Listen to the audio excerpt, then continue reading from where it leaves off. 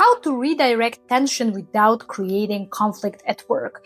Best leaders, they know how to redirect tension without creating larger conflict between employees. So it's extremely important to understand that conflicts are okay from time to time. Tension happens because we are all human beings and emotions are normal things, right? And sometimes, especially because we are very passionate about the job or what we like to do, right?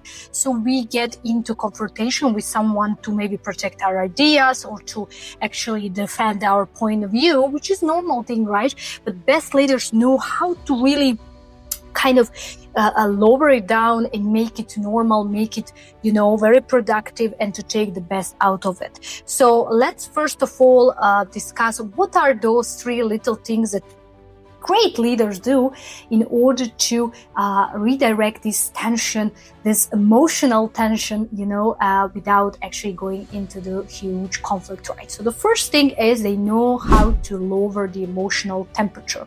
What does it mean? It means they know how to slow the pace of the talk, the volume of the talk, and also, how they sound. They actually are calm. They don't rush into decision. They are not arguing with anyone. They are trying to really understand both points of view without, looking like, they are stressed. And they are also trying to instill those kind of things into the people who are potentially involved in the conflict, depending on the situation to situation, is that manager involved in the conflict or he's trying to really, really work between those people who are the part of the conflict, right? The second thing is that they name the tension without blame. What does it mean, name the tension without the blame? Basically mentioning that there is emotions that are ongoing and there is a certain level of tension, but without calling it in a negative way. So, for example, how that can actually be said. For example, manager can say the sentence, okay, I can sense there is kind of negative emotions or frustration here, but let's unpack it. Let's see what we can do. Let's calm all, and then let's hear out each and other point of view, and then let's start it from there. Because if you actually go there and then you say something like, hey guys, why we're arguing? What's going on? What's wrong here, right?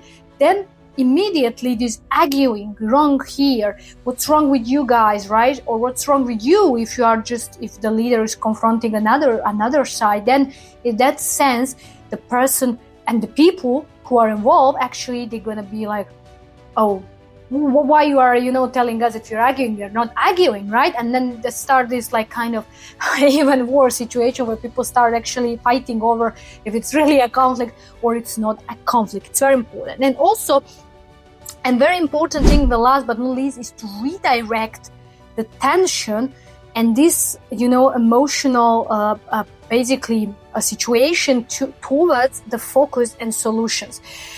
What I've noticed in my experience working with different clients, people, that what they do, they actually start listening to both sides. They're trying to understand what's going on, and they're constantly directing people towards the problem and focusing too much on the root cause, too much on the problem without really properly redirecting both parties to focus on what are the solutions. What we should focus on is solutions, not just talking about the problem. It's okay to find the root cause. It's okay. And this is what also needs to be done first of all and foremost. But the main goal is to redirect it to the outcome which is positive and the results that actually can be taken away from that situation. It's extremely, extremely important. And this way you can create this normal, positive situation out of it. And it's important to also preach and tell your employees and tell your people that conflict and tension, it's okay to have if you can actually take the best out of it, right? So if you like this video, please hit that like button, subscribe to this channel, and until next time, stay ambitious.